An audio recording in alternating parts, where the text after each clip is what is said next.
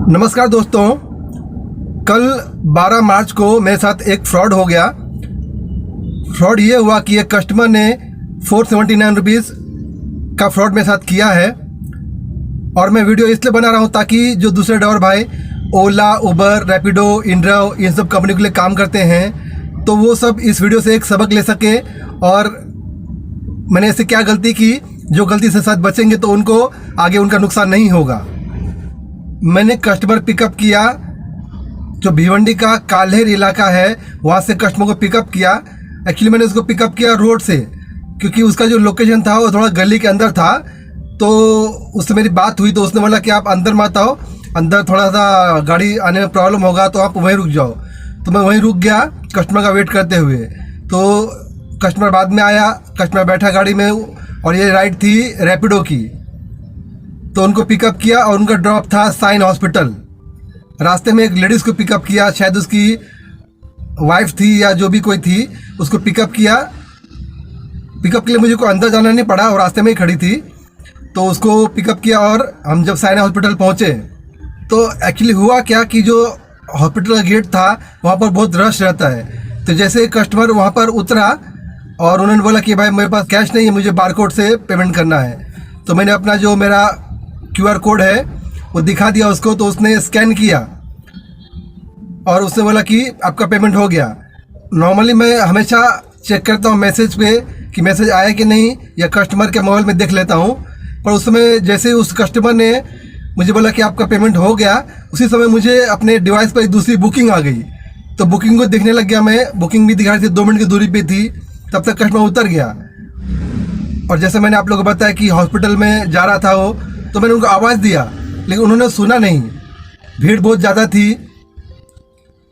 तो मैंने गाड़ी फड़क से लेफ्ट में दबाया और उनके पीछे गया देखने के लिए। और पता नहीं 2 मिनट के अंदर पता नहीं कस्टमर कहाँ चले गए। मैं यहाँ से वहाँ देखा पर मुझे कस्टमर नज़र नहीं आया। मैंने लगातार 3-4 बार चेक किया लेकिन मेरे मोबाइल में उनका मैसेज नहीं आया पेमेंट का। पेमेंट भी बड़ा था 479।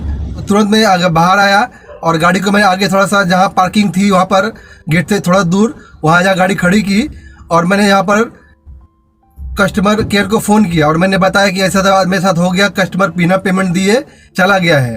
तो रैपिडो कस्टमर केयर मुझे बोला कि सर वो कैश पेमेंट था, तो इसमें हमारी जिम्मेदारी कुछ नहीं है, ये पूरी जिम्मेदारी आपकी है कि आपको कैश पेमेंट लेना है। तो मैंने उनको समझाया कि देखिए सर कैश पेमेंट था, सही बात है, पर कस्टमर ने पेमेंट नहीं दिया और चला गया तो उसमें बताइए मैं क्या कर सकता हूँ। मैं होल्ड करता हूँ, आप चाहे तो कस्टमर को फ़ोन कर दीजिए और पूछिए कि भाई आपने ड्राइवर को पेमेंट नहीं किया है, आपका नंबर होगा कस्टमर का, या फिर मुझे कस्टमर का नंबर दे दीजिए, मैं बात कर लेता हूँ। क्योंकि आपको पता है कि रैपिडो में कस्टमर का नंबर हमको मिलता नहीं है। मैंने सीधा सीधा मना कर दिया, बोला सर हम इसमें आपकी मदद नहीं कर सकते हैं और हमारे पास नंबर भी नहीं होता है। तो बस उनका यही बोलना था कि सर आप आगे से ध्यान रखिए, आगे से पेमेंट जब भी लेना हो तो कैश पेमेंट लेके या आप ऑनलाइन पेमेंट लेके चेक कर लीजिए, उसके बाद ही कस्टमर को जाने दीजिए। लेकिन मेरे बार बार बोलने के बाद भी कस्टमर केयर ने मेरा कुछ भी मदद नहीं किया। आखिर मुझे फ़ोन कट करना पड़ा। मैंने हालांकि कस्टमर केयर को थोड़ा सा उल्टा पुल्टा बात भी बोल दिया गुस्से में, क्योंकि मेरा पेमेंट नुकसान हो गया था। मुझे मेरा 479 का अमाउंट मुझे मिला नहीं। मैंने लगभग 1.25 घंटा गाड़ी चलाया था और लगभग 30 किलोमीटर मैंने रास्ता क्रॉस किया था। रास्ते में मैंने कस्टमर से थोड़ा बात भी किया था, उसको हॉस्पिटल जाना था तो थोड़ा जल्दबाजी में था वो। अब वो पता नहीं उसका कोई पेशेंट एडमिट था या उस हॉस्पिटल में वो काम करता था, स्टाफ था, मुझे पता नहीं। महाराष्ट्रियन था वो और मुझे बातचीत से बिल्कुल नहीं लगा कि शायद वो फ्रॉड होगा, क्योंकि कस्टमर ने मेरे सामने बारकोड पे स्कैन किया था और उन्होंने बोला कि पेमेंट आपका हो गया है। तो कभी कभी ऐसा भी होता है कि कस्टमर बारकोड पे पेमेंट करते हैं और नेटवर्क इधर से वो प्रोसेसिंग में चला जाता है, यानी कि प्रोसेसिंग होते रहता है। पर 99% जब भी आपको पेमेंट आता है और प्रोसेसिंग में चला गया तो समझ लीजिए वो पेमेंट फेल हो जाएगा, बाद में आपको पेमेंट मिलेगा नहीं। और जिस कस्टमर ने पेमेंट किया होगा वो पेमेंट उसको वापस उसके अकाउंट में चला जाएगा। पर अब कस्टमर ने पेमेंट मुझे किया नहीं या पेमेंट सच में फ्रॉड था, मुझे अभी भी डाउट लग रहा है। क्योंकि आजकल किसी के बात से पता नहीं चलता कि कस्टमर फ्रॉड होगा या अच्छा इंसान होगा। तो मैं ये रैपिडो का स्क्रीनशॉट डाल रहा हूँ, इसमें आप देख सकते हैं कस्टमर का ये बिल है।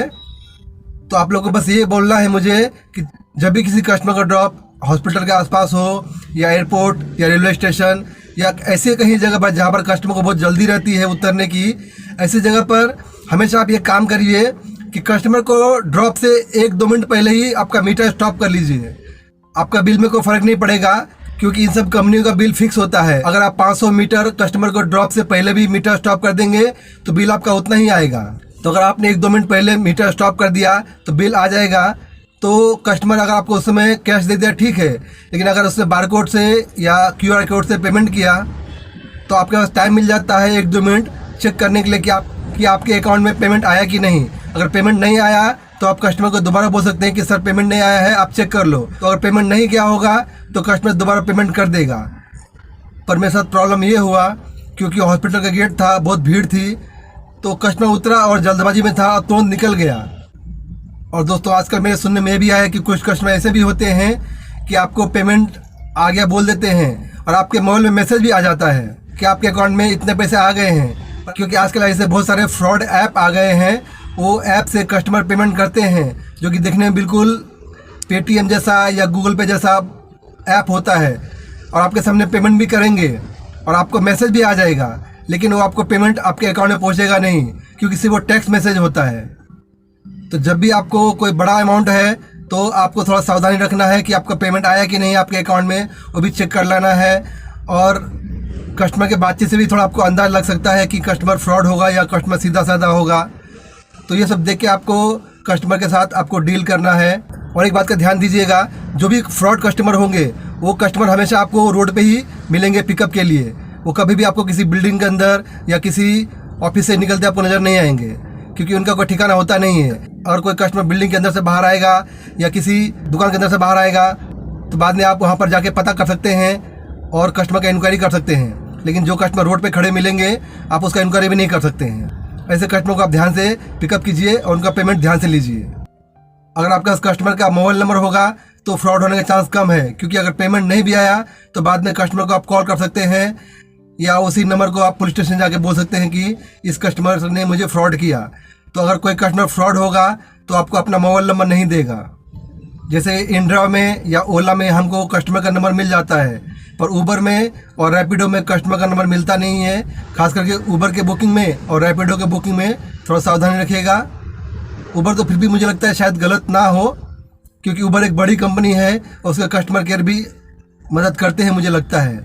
लेकिन रैपिडो नई कंपनी है, इसका कोई माई बाप नहीं है मुझे लगता है।